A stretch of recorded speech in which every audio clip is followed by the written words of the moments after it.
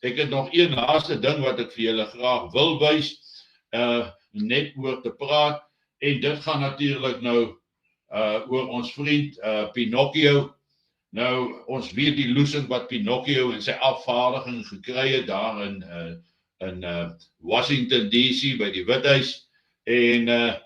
die gevolge wat daarmee gepaard gaan, dan is dit net vir my interessant, en ek het 'n paar keer nou al gewaarsku, dat ons kan verwag dat daar toenemende druk toegepas sal word, en dat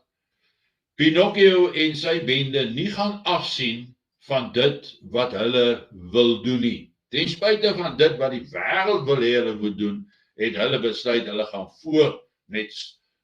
hulle planne. Soos wat hy dan hier sê, swart bemagtiging is 'n plig, dis nie 'n keuse nie, sê Ramaphosa.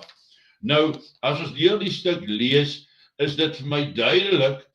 Hy sê hier, in die aangesig van wêreldwye krisisse en plaaslike uitdaging, is dit nou belangriker as ooit om met groter erns en ambisie aan die transformasie van ons ekonomie